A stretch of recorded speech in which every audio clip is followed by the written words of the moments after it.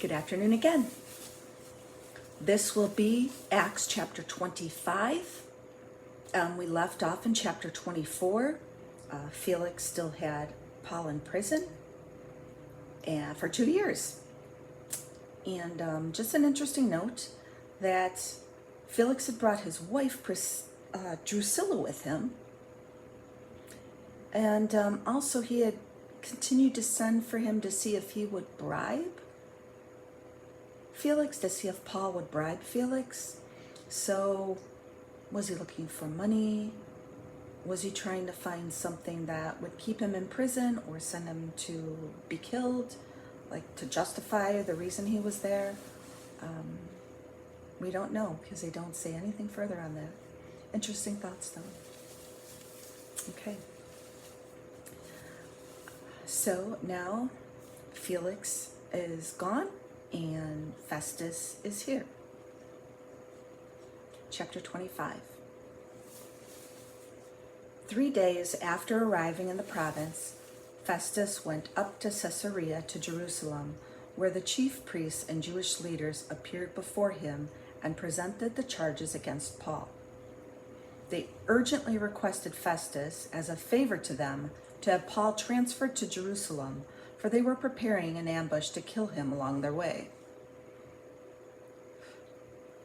Festus answered, "Paul is being held at Caesarea, and I myself am going there soon. Let some of your leaders come with me and press charges against the man there, if he has done anything wrong." After spending 8 or 10 days with them, he went down to Caesarea, and the next day he convened the court and ordered that Paul be brought before him. When Paul appeared, the Jews who had come down from Jerusalem stood around him, bringing many serious charges against him, which they could not prove. Then Paul made his defense.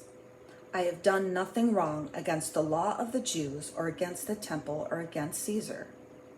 Festus, wishing to do the Jews a favor, said to Paul, "Are you willing to go up to Jerusalem and stand trial before me there on these charges?" Paul answered, "I am now standing before Caesar's court, where I ought to be tried. I have not done any wrong to the Jews, as you yourself know very well. If, however, I am guilty of doing anything deserving death, I do not refuse to die. But if the charges brought against me by these Jews are not true, no one has the right to hand me over to them. I appeal to Caesar." After Festus had conferred with his council, he declared, "You have appealed to Caesar. To Caesar you will go." Festus consults King Agrippa. A few days later, King Agrippa and Bernice arrived at Caesarea to pay their respects to Festus. Since they were spending many days there, Festus discussed Paul's case with the king. He said, "There is a man here whom Felix left as a prisoner. When I went to Jerusalem, the chief priests and elders of the Jews brought charges against him and asked that he be condemned. I told them that it is not the Roman custom to hand over any man before he faced his accusers and has had an opportunity to defend himself against their charges. When they came here with me, I did not delay the case, but convened the court the next day and ordered the man to be brought in. When his accusers got up to speak, they did not charge him with any of the crimes I had expected. Instead, they had some points to dispute with him about their own religion and about a dead man named Jesus, who Paul claimed was alive. I was at a loss how to investigate such matters, so I asked if he would be willing to go into Jerusalem and stand trial there on these charges. When Paul made his appeal to be held over for the emperor's decision, I ordered him held until I could send him to Caesar." Then Agrippa said to Festus, "I would like to hear this man myself." He replied, "Tomorrow you will hear him." The next day, Agrippa and Bernice came with great pomp and entered the audience room with the high-ranking officers and the leading men of the city. At the command of Festus, Paul was brought in. Festus said, "King Agrippa, and all who are present with us, you see this man. The whole Jewish community has petitioned me about him in Jerusalem and here in Caesarea, shouting that he ought not to live any longer. I found that he had done nothing deserving of death, but because he made his appeal to the emperor, I decided to send him to Rome. But I have nothing definite to write to His Majesty about him. Therefore, I have brought him before all of you, and especially before you, King Agrippa, so that as a result of this investigation, I may have something to write. For I think it is unreasonable to send on a prisoner without specifying the charges against him. And the saga continues. How much faith did Paul have to have being in prison? He was the one who persecuted the Christians, the early Christians, the followers of Christ. He was the one who persecuted them. And it was the Lord on the road that stopped him and presented himself to him. And Paul believed and became a leader out of the disciples to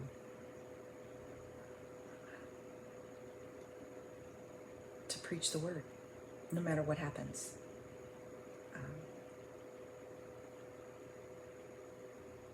To have that boldness. So, be bold in your faith. And by that, I don't mean just going out to the street corner and preaching, unless God calls you to do that. You don't have to do videos. You just share with people you see. Share God's love with them. Share God's peace with them. Ask them if they need any prayer. I was very surprised when I first started asking people if I could pray for them, or would just tell them that I'm going to pray for you. And they're very appreciative. People I had never spoken to specifically about my faith. And so each time I did that, it just made me bolder. And I just hope that you find where God has called you to share His word, or share His love, or be supportive and share prayer. Even when there are things that come about and you're wondering what to do, if you want to share your money, there are a lot of people out there trying to help other people, and knowing those things, and what to do with your time, with your efforts. It all comes down to just asking the Lord what He wants from you. So, I'm not a big one to tell other people what to do, but the one thing I do implore you to do is to just spend time alone with God. Just wherever you are. Whether it's your car, whether it's your room, whether you're cleaning dishes or the house, or waiting for your kids to, come home from a play date, or coming home from grandma's house, wherever they're coming from. Take a few minutes and connect with your Maker. I hope you guys have a blessed afternoon, and we'll see you again soon. Bye for now, and God bless.